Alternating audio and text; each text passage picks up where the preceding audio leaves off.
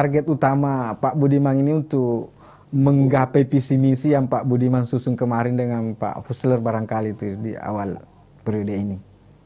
Jadi memang ada, mungkin secara teori itu ada visi, ada misi, tetapi saya pikir itu adalah dokumen resmi. Ya, adalah dokumen resmi yang memang harus kita buat, yang menjadi guidance kita di dalam perencanaan pembangunan. Kemarin, hari Jumat kemarin, saya sudah mengusulkan RAPBD 2022, janji kami di dalamnya itu. Tetapi karena ini adalah bahagian yang berkelanjutan oleh almarhum Pak Husler, jadi ada beberapa kegiatan-kegiatan yang memang bagaimana beasiswa kita tetap lanjutkan, bagaimana pembangunan beasiswa kita lanjutkan, 1 kamar 1 pasien, ini kita bangun, ya kita memberikan 1 miliar 1 desa di luar dana ADD dan dana desa dalam rangka melahirkan desa-desa mandiri ke depan.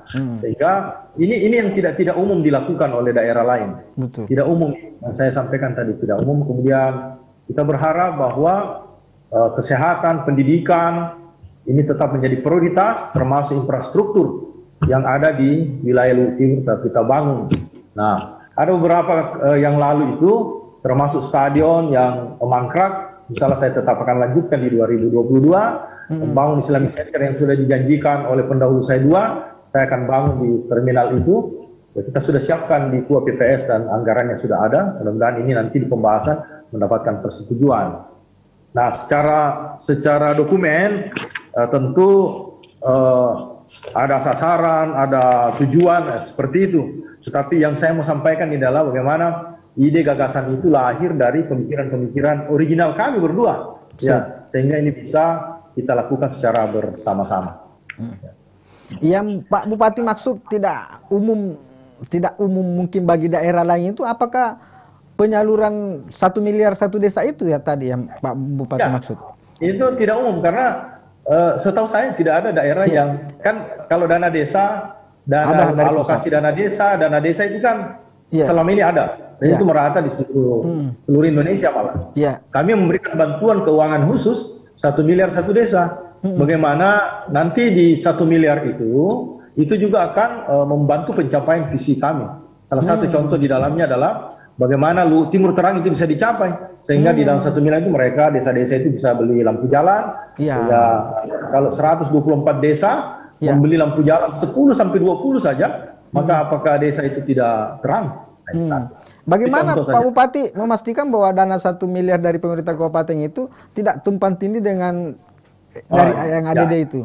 Jadi kita buat kebijakannya, ada peraturan bupati kita buat. Kemudian mereka buat proposal. Kemudian ada tim verifikasi. Jadi semua tidak akan pernah duplikasi. Kenapa? Karena ini sumbernya jelas. Nanti kita buatkan timnya. Ini bisa kita kendalikan dengan baik.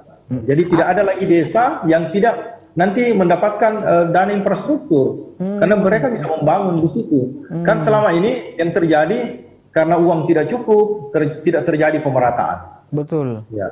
Nah, jadi kita paling tidak 60% itu sudah bisa membangun, ada jalan tani, ada jalan produksi, bisa bangun jidos, ya.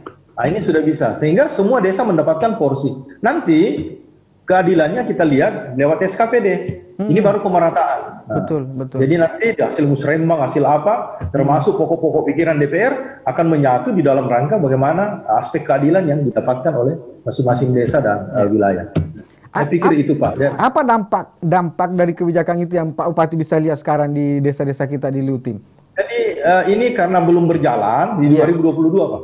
Ya karena ini kan masih visi misi yang lalu ini. Karena ini sisa di 2021 ini adalah kan pembahasan 2020. Berarti RPJMD di zaman Pak almarhum Pak Husler dan Pak Irwan.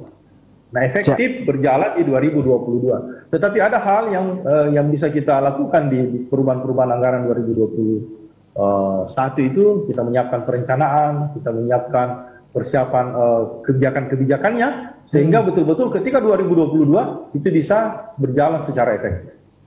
Siap. Sekarang kita bicara soal City Brand.